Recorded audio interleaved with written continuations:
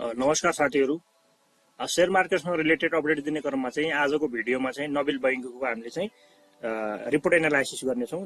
नबिल बैंकले चाहिँ यो त्रैमासिकमा चाहिँ 2 अर्ब भन्दा धेरै चाहिँ मुनाफा कमाएको छ र यसको ईपीएस पनि बढेको छ। यसको ईपीएस कति छ प्लस यो कम्पनीले चाहिँ डिभिडेन्ड पनि घोषणा गरिसकेको छ। यसको डिभिडेन्ड हिस्ट्री पनि हेर्ने छौं हामीले, विगत 10 वर्षको डिभिडेन्ड हिस्ट्री र प्लस यही वर्ष चाहिँ यसले कति डिभिडेन्ड घोषणा गर्यो र त्यसको बुक क्लोज डेट चाहिँ कहिलेसम्म तोकिएको छ र यसको रिपोर्ट एनालाइसिसमा चाहिँ हामीले इमिडिएट प्रिभियस इयरको रिपोर्ट र फर्स्ट क्वार्टरको रिपोर्ट अनि त्यसपछि चाहिँ हामीले चाहिँ गत वर्ष 2080-81 को फर्स्ट क्वार्टरको रिपोर्ट र अहिले त 81-82 को फर्स्ट क्वार्टरको रिपोर्ट चाहिँ हामीले कम्पेयर गर्ने छौं।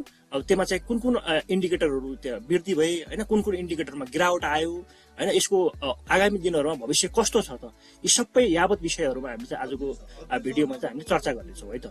भिडियोलाई स्किप नगरेर अन्तिमसम्म हेर्दिनु होला। अब हामी फर्स्टमा यो नेबिल बैंकको चाहिँ फर्स्ट क्वार्टरको रिपोर्ट 2081-82 को रिपोर्ट हामी हेर्दै छौं। यहाँ चाहिँ यो फर्स्टमा हामीले के हेर्छौं भने इमिडिएट प्रिभियस इयर हैन, यो भन्दा अगाडिको वर्षको र अहिले फर्स्ट क्वार्टरको हामीले हेर्छौं। फर्स्ट क्वार्टरमा चाहिँ यो हामीले चाहिँ यसको शेयर क्यापिटल हेर्छौं, अर्थात चुक्ता पुँजी हेर्छौं, रिजर्भ र रिटर्निङ अर्निङ र deposit from customer, loan and एडभान्सबाट त्यो हेर्छौं हैन। त्यसपछि हामी दोस्रो चरणमा हामीले के हेर्छौं भने गत वर्षको फर्स्ट क्वार्टरको रिपोर्ट र यो वर्षको फर्स्ट क्वार्टरको रिपोर्टहरु कम्पेयर गर्नेछौं हामीले चाहिँ। अब हामीले यहाँ फर्स्टमा हेर्छौं शेयर क्यापिटल। यो शेयर क्यापिटल भनेको तपाईको चुक्ता पुँजी हो है, यो नझुकिनु होला। चुक्ता पुँजी चाहिँ 27 अर्ब 5 करोड 69 लाख चाहिँ यो हाम्रो चाहिँ चुक्ता पुँजी छ यसको है। गत वर्ष पनि सेम नै थियो, केही परिवर्तन भएको छैन, त्यति नै छ है। लास्ट हो नि त हाम्रो हैन, प्रिभियस इयरको लास्ट क्वार्टरको रिपोर्ट हो, फाइनल क्वार्टरको र अहिलेको फर्स्ट क्वार्टरमा चाहिँ केही परिवर्तन छ, ठिक छ हैन। अब रिजर्भको कुरा गर्छौं। रिजर्भमा हामीले हेर्छौं यो जगेडा कोष भन्छ यसलाई चाहिँ। रिजर्भमा हेर्छौं, रिजर्भमा हेर्दाखेरि 30 अर्ब 5 करोड लगभग 26 लाख है, 26 लाख 13 हजार चाहिँ यो रिजर्भमा छ, जगेडामा छ। गत वर्षको लास्ट क्वार्टर भन्दा अहिलेको चाहिँ फर्स्ट क्वार्टरमा चाहिँ 4.88% वृद्धि गरेको छ है यहाँ पनि।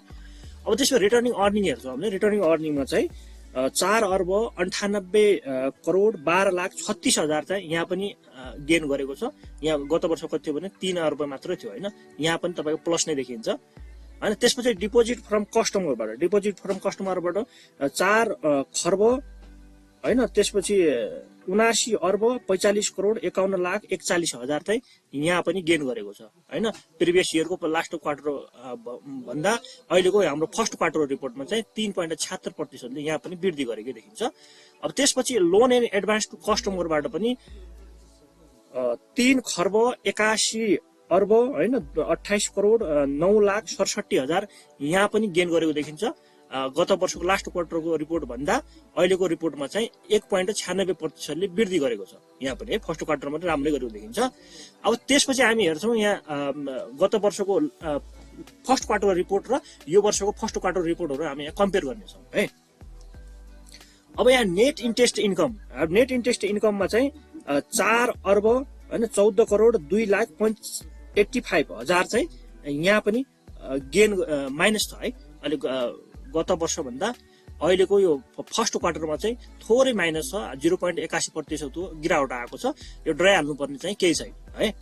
अब त्यसपछि अर्कोमा जाउँ हामी टोटल अपरेटिङ इन्कम है। टोटल अपरेटिङ इन्कममा चाहिँ 5 अर्ब 32 करोड 88 लाख 30 हजार यहाँ पनि गेन गरेको देखिन्छ। गत वर्षको फर्स्ट क्वार्टर भन्दा अहिलेको फर्स्ट क्वार्टरमा चाहिँ 4.21% वृद्धि नै छ है।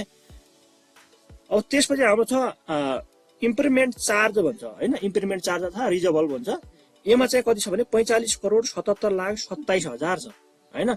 गत वर्ष भन्दा यहाँ पनि यो इम्प्रिमेन्ट चार्ज घटेरै चाहिँ यो घट्या छ नि त, पहिला बढी थियो अहिले चाहिँ घट्यो। यो घटेरै चाहिँ बैंकको नाफा बढ्न पुगेको है। यो घटिसके पछाडि मात्रै बैंकको अलिकति नाफामा अन्य इन्डिकेटरहरुमा सुधार आएको हो, यो चाहिँ घट्न जरुरी छ है। अब त्यसपछि नेट अपरेटिङ इन्कम। अब नेट अपरेटिङ इन्कम भनेको टोटल सञ्चालन नाफा हो यो चाहिँ है। यो टोटल सञ्चालन नाफा चाहिँ 4 अर्ब 87 करोड 11 लाख 3 हजार पनि यहाँ गेन गरेको देखिन्छ। गत वर्षको फर्स्ट क्वार्टर भन्दा अहिलेको फर्स्ट क्वार्टरमा चाहिँ 21.72% वृद्धि छ यहाँ पनि है।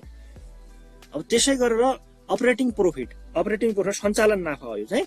अब यहाँ चाहिँ 2 अर्ब 89 करोड 34 लाख 59 हजार यहाँ पनि गेन गरेको देखिन्छ हैन।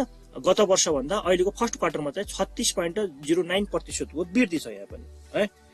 अब त्यसपछि हामी जाउँ नेट प्रॉफिट अर लस, जम्मै टोटल चाहिँ नाफा घाटा कति भयो भन्ने सन्दर्भमा हामीले यहाँ हेर्छौँ 2 अर्ब तपाईको 5 करोड 65 लाख चाहिँ गेन गरेको देखिन्छ यहाँ पनि है। गत वर्षभन्दा अहिलेको फर्स्ट क्वार्टर रिपोर्टमा 39.97% ले वृद्धि गरेको देखिन्छ। यहाँ कति छ भनेपछि तपाईको चाहिँ 1 अर्ब मात्रै थियो पहिला भने, अहिले चाहिँ 2 अर्ब भने तपाईको चाहिँ गत वर्षको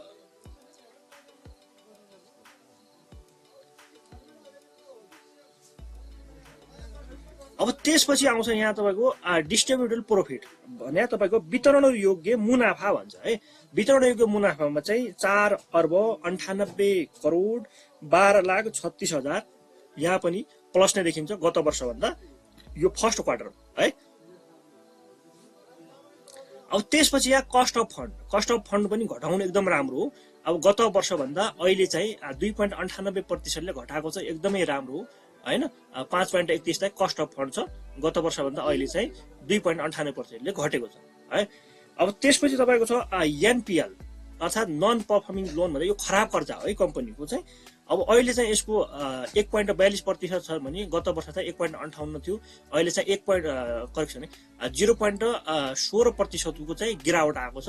यो त एकदमै राम्रो, यसले यो एनपीएल चाहिँ सुधार्नु पर्ने हुन्छ, कम्पनीको खराब कर्जा घटाउनु पर्ने हुन्छ है। यो चाहिँ एकदमै राम्रो हो। यो खराब कर्जा भने कस्तो भने कम्पनीले लोन फ्लो गर्यो हैन, लोन चाहिँ दियो तर त्यो पैसा उठाउन सकेन भनेपछि कम्पनीको चाहिँ अन्य मुनाफाहरू घट्न जान्छ। त्यही भएर चाहिँ यो एनपीएल चाहिँ घटाउन एकदमै जरुरी हुन्छ है।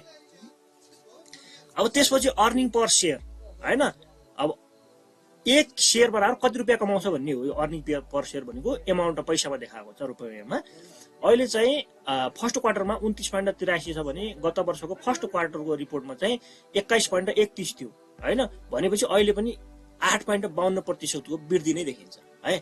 त्यसपछि नेटवर्थ पर शेयर भने अर्थात बुक भ्यालु भन्छ यसको हैन। एक्चुअल प्राइस भनेको एक किताबको एक्चुअल प्राइस भनेको कति हो भने 229 रुपैयाँ 48 पैसा। अर्थात तपाईको कम्पनी भोलि टाट पल्टियो, भोलि तपाईको कम्पनी डुब्यो भने हामीले एक्चुअल पाउने भनेको हामीले चाहिँ सबै कुराहरू तिर्सके पछाडि हामीले एक किताब बराबर पाउने भनेको 229 रुपैयाँ 48 पैसा चाहिँ हामीले चाहिँ यहाँबाट चाहिँ पाउँछौँ है। यो नेटवर्थ पर शेयर भने एक्चुअल प्राइस कम्पनीको यो हो है।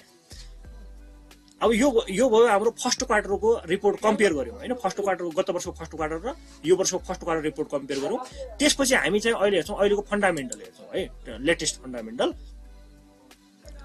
अब नेबिल ब्याङ्कको चुक्ता पुँजी 27 अर्ब भइहाल्यो हैन। 27 अर्ब यहाँ प्लस चुक्ता पुँजी छ है।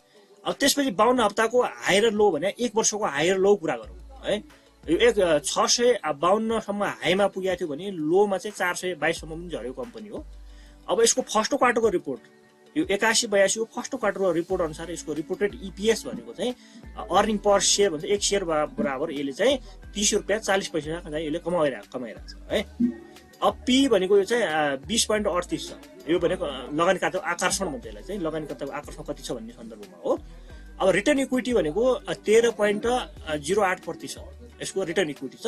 अब बुक भ्यालुको सन्दर्भमा कुरा गर्ने हो भने 229 रुपैयाँ 48 पैसा यसको चाहिँ बुक भ्यालु छ। शेयर संरचनाको कुरा गर्ने हो भने 60% प्रमोटर र पब्लिक होल्डिङमा चाहिँ 40% छ।